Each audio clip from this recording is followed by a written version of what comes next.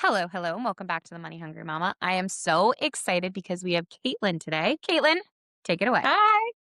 Hi. My name's Caitlin. I'm a mom of three. I have three kids, four and under, and I'm a licensed clinical social worker. And I am the owner and founder of Nurture Her Therapy, which is a private practice that specializes in women and moms. Oh my gosh, three under four. Ops to you. Oh my, I have three, eight, four, and two. And I thought that was bad, but no. Ow. Mm. Or is it boy, girl, boy? Like, what is your, Boy, girl, boy. So my oldest is that's mine. four, my middle is three. She's the girl. And then my youngest is one. He's like 15. He just turned 15 months. So yeah, we're Wow, I busy. love It's that for you. chaos. When I say it out loud, Beautiful, I'm like, ooh. beautiful chaos. I love that for you. Yes, Okay, that yes. is amazing. So here you are with this life and then having nurture her therapy. Okay, so why is the focus specifically women, moms? Tell me about it. Yeah, no, it's a great question. I always knew I wanted to open like my own practice.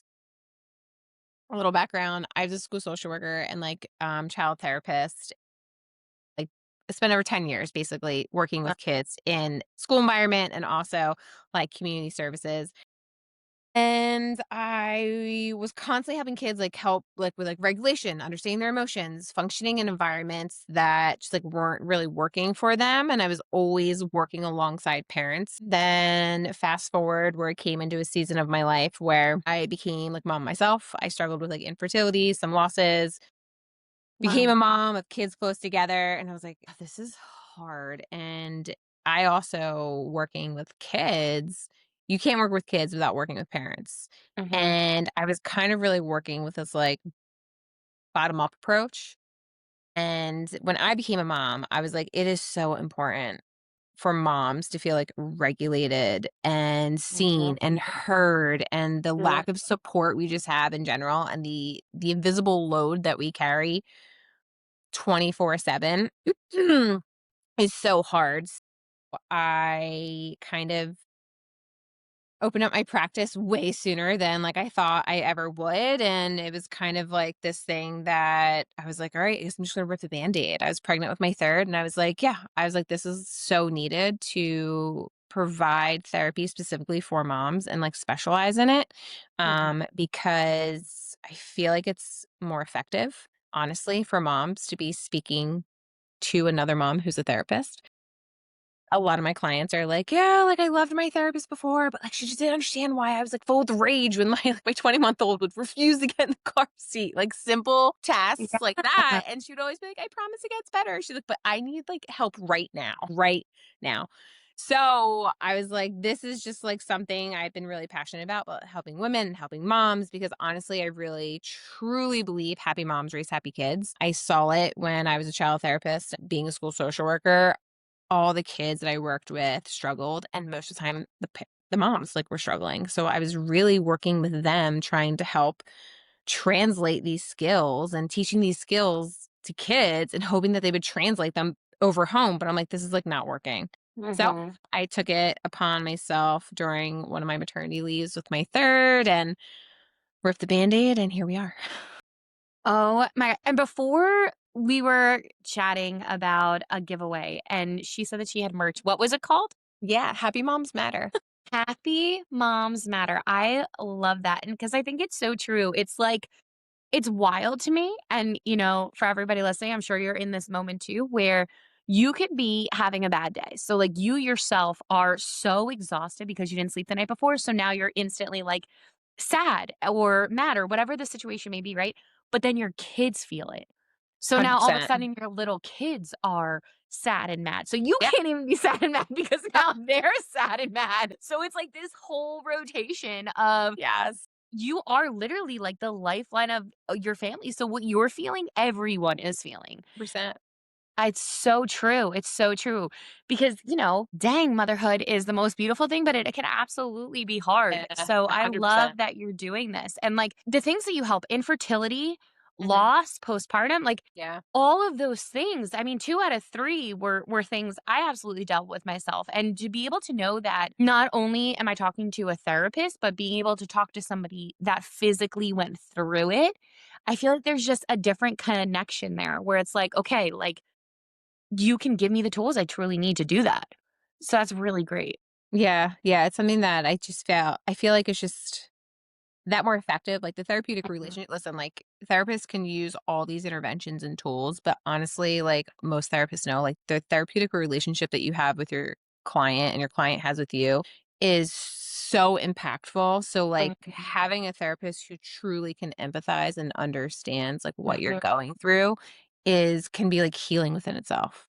So Yep. again, that's like just I really strongly relate to like my clients and where they are and the struggles and I really do love, like, what I do. It's kind of one of those, like, things in my career where I, like, pivoted and, you're kinda, like, throwing, like, the dice and you're like, "Oh god, I hope this works." And I did, and I have 0 regrets, and I've never felt so inclined and, like, such, like, enthusiasm for, like, what I do. So that's been, like, a kind of a new area.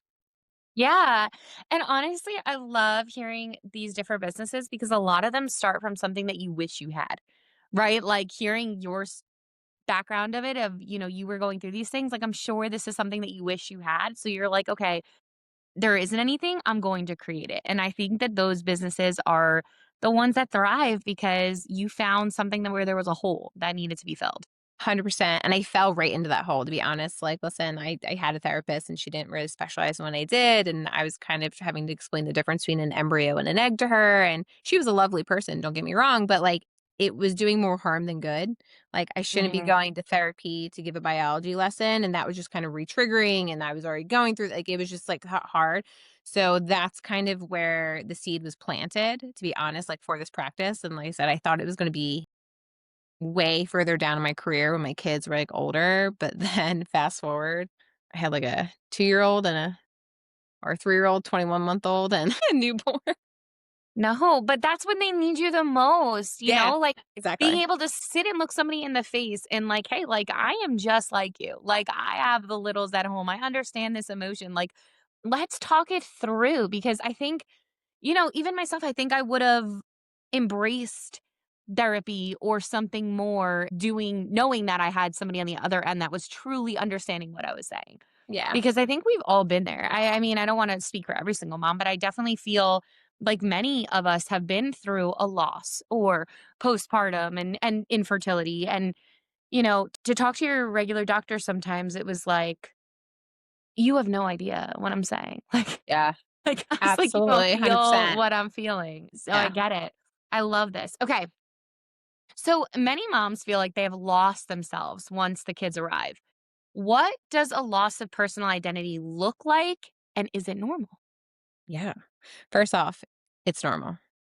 So what happens is that, like, when a mom becomes a mom, when she gives birth, Mhm. right, everyone always immediately is, "How's the baby? How's the baby? How's the Yes. baby?" Oh my gosh. And never like, "Well, how's, like, you?" Like, yes, a baby is born, but also, like, Mhm. a completely new identity of you is born, and it's there Mhm. forever. I'll never forget, like, I was at the doctor's office with my first, and they're going through, and I'm like, "Hi, like, I'm Caitlin, like, I'm here, like, for, like, my son Nolan," and they're like, "Okay, we'll be right with you." And then they're like, "Mom, mom," and I'm like, "Mom, like, you have paperwork." I'm like, "I'm not mom, Caitlin." That was kinda my first experience with Oh like, my gosh. "Whoa, I'm like, but oh, I am mom." And then it kinda like snowballed in this like kind of who am I? Like, you lose yourself kind of an ident when you're caring for little kids or babies, or it doesn't really matter what stage of motherhood you're in. When you are a caregiver 24/7, and listen, like most moms are the default parent, right? Where the invisible mental load that you're carrying is so heavy and ongoing. You start to lose little pieces of yourself. You just kind of forget like that you used to like hang out with friends. You used to laugh. You used to have like hobbies and creativity or whatever it is that brought you joy. You slowly kind of forget that and it happens. And it's important to advocate for yourself and to continue to try to nurture, again, like nurture her, like nurture that identity that you've always had Yeah. before baby and after baby. Yeah. No, it's so true. And I love that so many moms come on here and a lot of them start their businesses because they're like, I just want to be somebody and I Yep. want to be, I'm walking through the door and it's, oh, Brittany's here. It's Mhm. not, oh, Noah, Ella, or Luke's mom is here. You know what I Yeah. mean? So I Yeah. think that 100%. it's such like, it's so beautiful hearing these stories, and that's why I wanted to ask that question because that has been, like, a big trigger on this podcast, like, losing yourself, and I'll never forget, so I have 3 too, and my last pregnancy, my last giving birth, I had a nurse, and he actually was in the NICU, so I had went to the NICU without taking my meds, and the nurse is running through the NICU, and she's like, "Brittany!" and, like, called me, like, did not call me mom, and Yeah. I was like, "I'm over here." And she was like and my mom was like, "Oh my gosh, the baby's fine." She goes, "I don't care about the baby." She's like, "I'm here for her. She's gonna be in so much pain if she does not take these." And it was just like "Oh my gosh," like, Yeah. that has never happened ever where a nurse was so caring to be like, "I don't care about the baby. Like, the baby's in NICU. Like, he's Yeah. getting the attention he needs. Like, that Exactly. mom needs the meds." And I Yes. just thought it was so incredibly like, I'll never forget that feeling of being like, "Oh my gosh, like, you realized, I just had a baby too." And I thought that was Yeah. really really cool. So, Absolutely. That's it was awesome. it was a really cool experience. So, for grief or trauma Yeah. related to infertility, miscarriage, or loss, Mhm. how do they kind of differ from the commonly discussed postpartum experiences? So, trauma is usually defined as like any kind of confusing or upsetting event. So, when you correlate that to any sort of infertility or loss, basically it's an unexpected event that kind of causes a mixed bag of feelings. So, when it comes to loss could be the typically loss of like the feeling of or like the trust in your body when you're going through infertility, like knowing like, like my body should be able to do this. Something that has been happening for billions of years that billions of people have experienced and all of a sudden like now you're 1 in 8 where your body isn't doing Wow. what it's biologically supposed to be Mhm. doing. And then you kind of lose that trust and that trauma kind of creeps in. And then sometimes women develop PTSD or severe anxiety and depression. And then what happens too is like when you go through loss, now loss can happen part of infertility. You could have reoccurring losses, which is basically causing the infertility, or you could have no fertility, like infertility issues, and all of a sudden just have like a random miscarriage or reoccurring miscarriage or a secondary infertility where unfortunately lose a baby. And it really doesn't really matter how far along you are. I feel like a lot of women put themselves in these buckets like, well, I was only 6 weeks, but my friend was like 14 weeks. Yeah. Or I have a friend, she had like a 30-week like stillborn. And then like mine was only like 8 weeks, where like they kind of put themselves in these buckets where I'm like, a loss is a loss. And a loss doesn't define who you are or how you function. And it's still just as upsetting no matter when you lost that baby because it's relative to you and it's personal. It's an individualized experience. Yeah. No, it's so true. As you're, like, talking, I was the 2nd, so I didn't have any infertility issues when we lost what would have been our 3rd, and I just remember, like, thinking in my head, "Oh, well, so and so lost the baby at 30 weeks, and I was 12, so, like, it's okay." Like, you kind of, like, almost dim the trauma. Like, it's not as bad as that.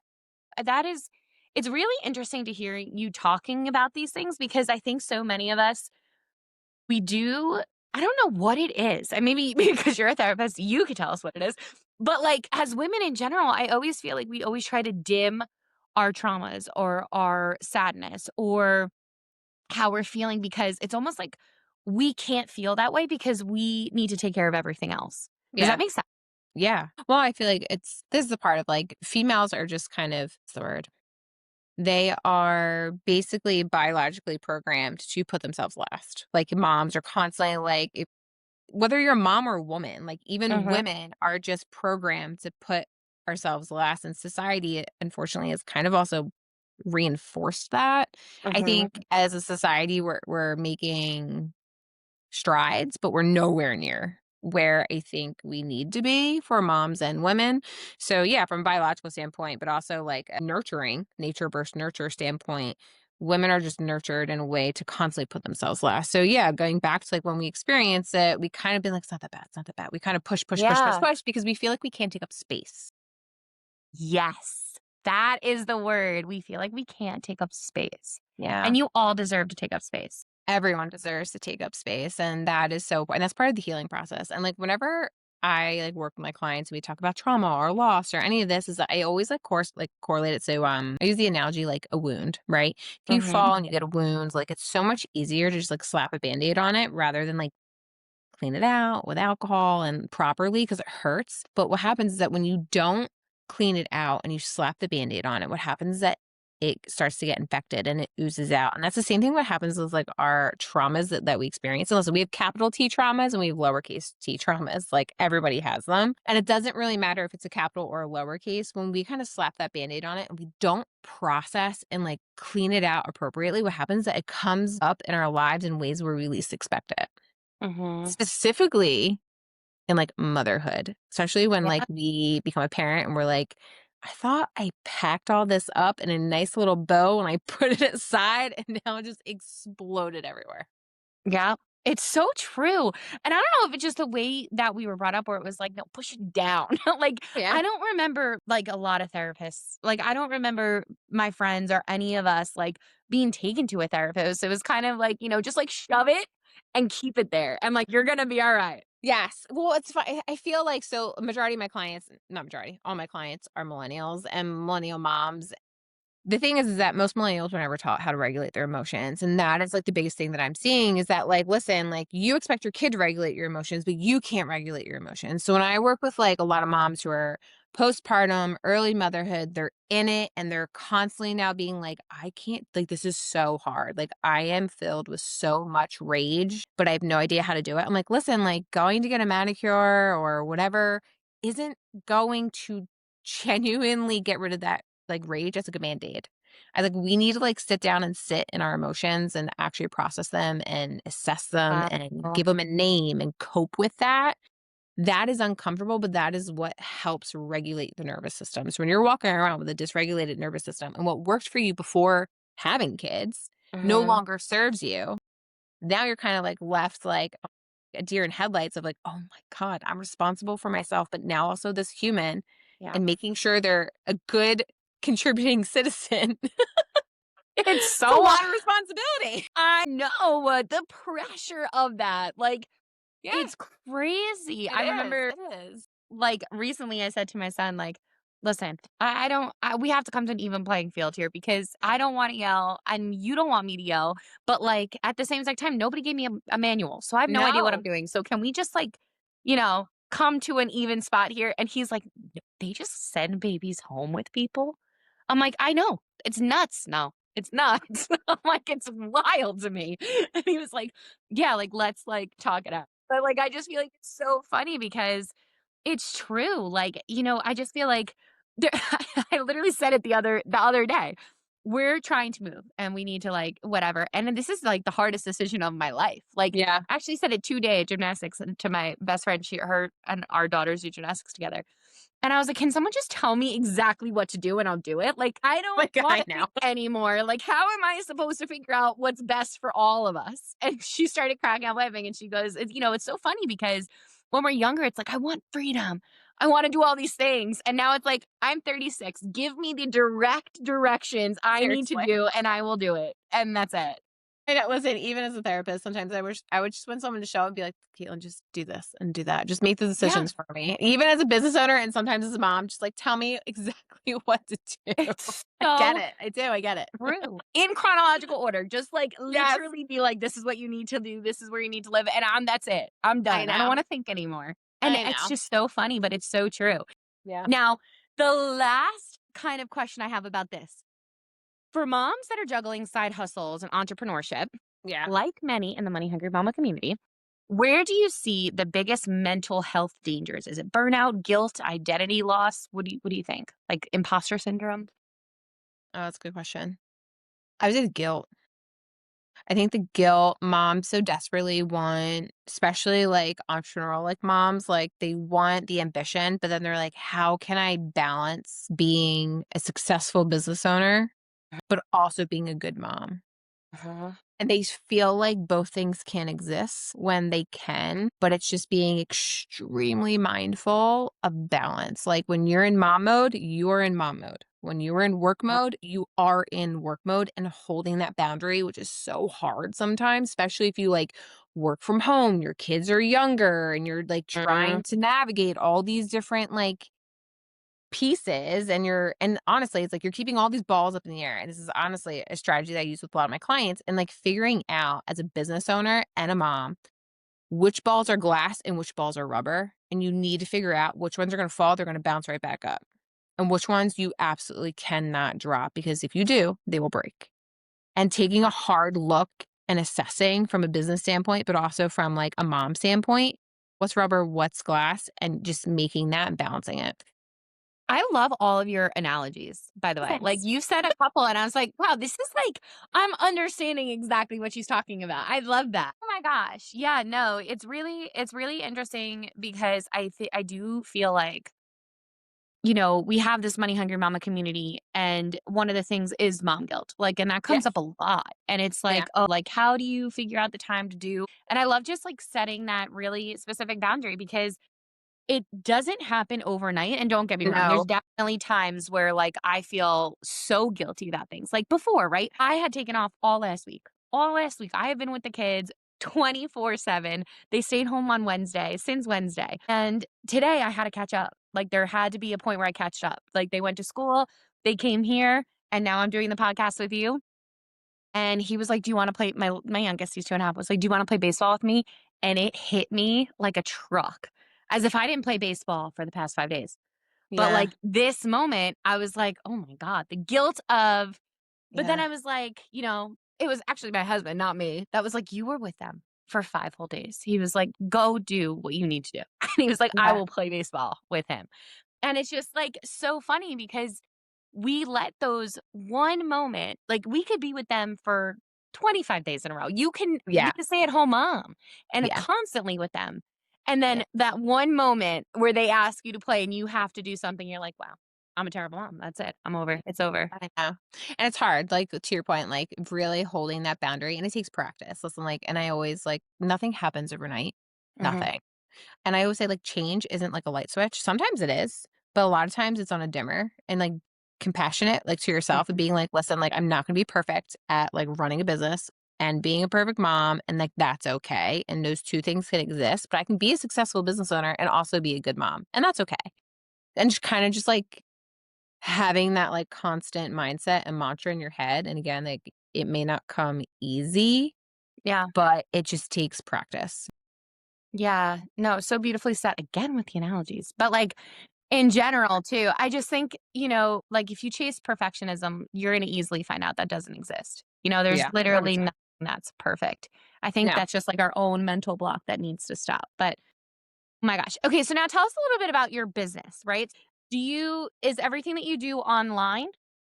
Yes. So that is done very purposely. So that's like an intentional choice that I chose because moms are stretched so thin Mhm. already. Like mentally, emotionally, logistically, like I'm a mom, I get it. Again, like getting to like I totally relate to like my clients, and I didn't want therapy to be something that had to be fought to be like accessed, especially for moms, like, no commute, no childcare scrambling, like, no trying to, like, look, like, put together in the waiting room and, like but, like, a lot of the moms I see when I do the virtual, I'm meeting them exactly where they are, like, on the couch, surrounded by toys, or they're breastfeeding their newborns, or they are in the call like, in their car before, like, picking up their kids from daycare, like, if I can get a mom to show up even for like 30 minutes. I'm proud. I'm like, I'm Yeah. proud of them. I'm proud of myself. I'm like, I just need moms to have that opportunity to take care of themselves. And like real life doesn't pause for therapy. And I would never expect it to. So yeah, some therapy is better than none, and accessible therapy is better than perfect therapy. 100%. Now, how does it work in terms of for everybody listening that's like, "Caitlin is hitting home for me right now." How does it work in terms of becoming one of your clients? Like, do you do what is it called? Like, health insurance, or is it strictly just, like, paying you? So I am an ad network provider. So they pay my rate upfront, and then I do have the option where I can submit their super bills for them. I partner with like a third party called Mentaya, which is like the best thing ever for me personally and for like ad network providers. And it's really great for my clients though, because listen, like Yeah. I've been there. I've had to collect super bills for my kids, and the super bills pile up on my desk, and I never submit them, and I'm missing out on all this money. Yeah. And I was like, if I can help moms even get reimbursed if they can, Mhm. then it's a win-win. And like I always tell all my moms that I work with, like, I don't want to add more to your plate. I'm going to try to take something off your plate. And I know your plate cannot get bigger. Mhm. So Mhm. My yes, I'm gosh. an out network provider. They pay me up Love front, it. but I also submit their claims for them. Or if I have a lot of moms who are like, I do this all the time, blah, blah, blah, I send them a super bill. I meet Cool. them, whatever they want. I try to make it exactly what they need. That is really, really cool. Okay. Because I definitely think that you have hit home in so many ways in the questions that I've already asked, like, and I can keep going. But I like, just like you, I know moms are super busy. So I try to keep this to a certain amount of time. So this way they can listen to a full episode. Because I don't know about you, I'm obsessed with Mel Robbins. Love her podcast. But I had to Yeah, listen love to them it in theory, like absolutely. 3 sittings. I'm like, this is Yeah. since when is this now? We're in 40 minutes. What do we got here, Yeah. girl? Oh, it's It's crazy. long. You need, like, the Cliff Note version. I know, just like, what is happening? Spark notes me. Just tell me my I know. takeaways. No, but it's so Seriously. true. Okay. So, as far as your business, right? So, now we're going to shift because we all are called the Money Hungry Mamas. So, we do want to know a little bit about your business and what is the best marketing tool that you think has been beneficial for your business? That's a good question. Oh, I do like spaghetti marketing. People always laugh at me when I do this. I basically try a ton of things and I throw it at the wall and see if it sticks. If it sticks, I'm gonna continue doing it. If not, it goes in the garbage. But no, I think, like, I have, like, a grassroots approach. I'm learning, like, just me and my personality and my strengths, Hmm. and I am, like, really honed in on building, like, my brand in my local community, and I try to network with, like, everyone under the sun, and then I think a lot of people also kind of get, like, intimidated by they're like, "Oh, everyone, blah, blah, blah, like, I don't want to, like, that's so much," but I'm like, "But, like, even if you network with someone who maybe isn't the best fit, you're still learning." Like, I try to approach everything if it's an opportunity, great. Like, there's no bad opportunity, like, for me For personally, sure. like, that's just, like, my personal belief, but also my business belief, like, you're always learning. Hmm. So yeah, so I do look more of a grassroots approach. I try to market and connect with everyone under the sun who is even remotely connected to like a mom Yeah. community or a mom provider and kind of go from there. And like honestly, building genuine relationships, like really getting to know someone, like having like a one off networking opportunity isn't beneficial for anyone. Like you need to really get to know someone to build that relationship from like a business standpoint for it to like for you to start seeing how impactful that is. That makes sense. Yeah, no, it definitely does. And I love, I love the spaghetti approach because Again, I another think no. yeah, no, but it's so true. I mean, when I had first started, I it's the same concept. Like you try everything. And it's so funny because everybody's like, "Oh, well, this is the perfect plan. Do it this way." And then somebody else says, "This is the perfect plan." No, there is no perfect plan. Every single person is going to be completely different. And Yes. literally watch them all and try it all and see what's going to work for you because no two businesses, even if they're the same kind of niche, are still not the same. No, and I think also it comes back to, like, just knowing your strengths and weaknesses, like, just Yeah, because it works for someone else and, like, you're doing exactly them and it's not, like, benefiting you, just means, like, maybe that's not your strength, and that's okay, and I think it also owning your own business really makes you kind of reflect and take a look in a mirror of, like, what your strengths and weaknesses are, which sometimes is, I think, uncomfortable for people because 'cause you're like, "Well, this is definitely my strength," and then, like, you keep doing it and you're like, "Well, maybe it's not your strength if it's not working, and that's yeah, okay." Or yeah. sometimes it surprises you on the flip side. You're like, "Oh, I never thought that was my strength, and look where I am." No, it's so true. It's so true. I feel like it's so funny because 9 out of 10 times when I meet moms and they're like, "Oh, I thought I'm gonna call a spade, guys." They thought it was gonna be easier. They thought it was gonna be Yeah, like something where you start this business and it's gonna yeah. be like so and so did it. So this is going to be so easy for me. And then all of a sudden it's like a standstill stop. Oh my gosh, this is a lot harder than I thought it was going Yeah. to do the spaghetti on the wall. That's why you need to take a year and know, hey, I'm going to put out more than I'm bringing in because I'm going to try every marketing technique there possibly is. And then that's going to show me what I'm going to do year two. Yeah. It's so And I true. think also investing, like, in your business, like, I think Yeah. that's really important. Like, I think a lot of people, especially therapists, get very listen, in grad school, no one taught us business. Like, none of us have MBAs, none of us know, like, business strategy, and I have ran a business before previously, like, I used Mhm. to be a wedding calligrapher, so, like, I was able to transfer a lot of the knowledge, the skills that I learned from those 7 years Mhm. into like, my practice, which I'm, like, super grateful for, and again, it's, like, that life experience, so I think a lot of therapists get hesitant again because, like, we all wear our hearts on our sleeves, and we're like, "Oh, no, like, we just need to, like, help Help everyone for everyone. free," and, like but you still need to, like, pay your bills and, like, make money and feed your Yeah. children and meet your basic needs. So, yeah.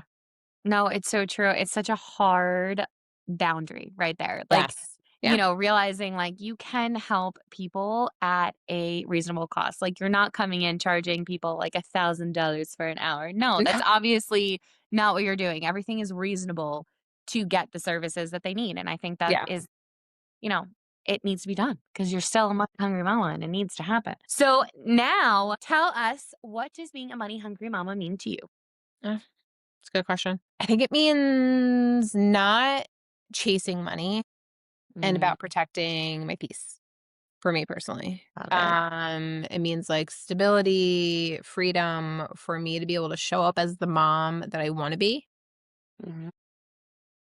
It means being ambitious and nurturing at the same time. And it means like refusing to shrink, honestly, just because I'm a mom and it actually does like the opposite for me. Like it makes me want to expand. So, My gosh, I love the shrink part. It's so true. Like, it's one of the things we just talked about on a recent podcast that's probably going to be like right before this one. And mhm, we talked about how the confidence of not going and being like, "Oh, this is my business." It's more of a, "I'm a mom of 3 and I have this like little side thing I do on the side." And like you like yeah. try not to say it because you like aren't confident enough to say it. Yes. Like, 100%. go in and be like, "No, like I'm not shrinking anymore. I'm going to be the loud one in the room and be like, I own this business." Yeah. That business. Again, it like circling back to what we were talking about before, like taking up space. Like I want to take up as much space as I possibly can. Like I have a daughter and I'm also like a daughter of like entrepreneurs and seeing my mom like run a construction company was Wow. one of the best things that she could ever modeled for me, and that was kind of honestly always has been, like, the igniter, like, for me, and then now that I have a daughter, like, I wanna model for her, like, she can run the world, and, like, she can do anything that her Mm. brothers can do and, like, what her dad can do, and there's, like, the sky is literally the limit, and it really kinda comes down to that too, it's just constantly wanting to show my daughter to take up as much space as she can and be loud.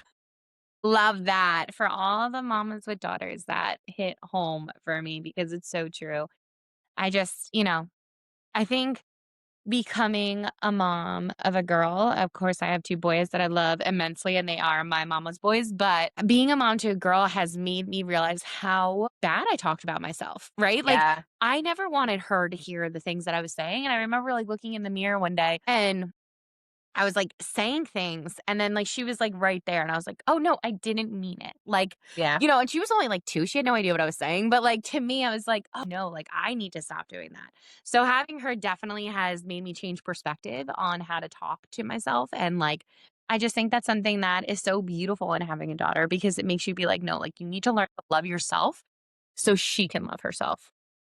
Absolutely. It's, like, kinda one of those journeys that, again, I feel like you never are No. prepared for until, like, you're in it, and then you're like, "This is this is fun." Yeah, they watch everything that I'm doing. Everything, everything, So true. everything. It's so true. So, Caitlin, what is one thing that these money hungry mamas can do at home for when they're feeling overwhelmed or sad? Some sort of takeaway that they could do throughout their day to just kind of regulate and breathe. Yeah.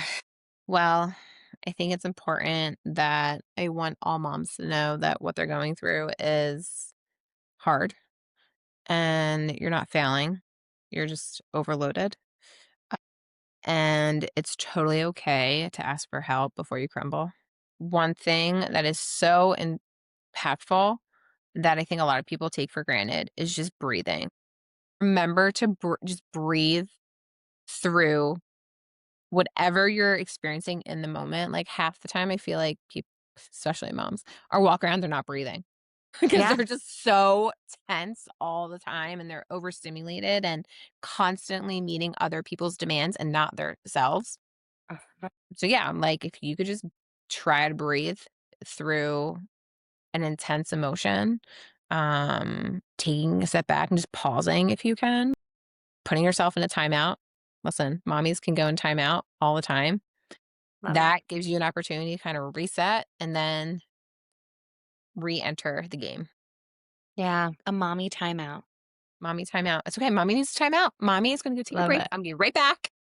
Yeah, mommy is going in her bed for 5 whole minutes. She needs a timeout. I 100%. love it. Oh, it's so true. It's so true. Kaylin, thank you so much for being on. Where can our listeners support you? Yeah, thank you so much for having me. And they can support me on my website, nurturehertherapy.com, or they can follow me on Instagram, which is nurturehertherapy, the handle. And that's where you can find like all my events and stuff. I host a lot of like mom events. And so I do like a mom mug club. That's like a monthly, my like paying it forward to moms because mom deserves to have a hot cup of coffee or an iced coffee that's not melted and connect with other moms. So I host that. And then I also started a collective called Maternal Wellness Collective, where moms are able to find trusted local providers that they need or maybe their babies need. And within that, we also host like little fun events for moms. So it's kind of educational, but also like a fun outing. Very cool. Amazing. Well, you heard it, guys. Go and follow her. And if you have any questions, never hesitate to reach out to her. Thank you so much for being on. Yeah. Thank you so much for having me. This is so much fun.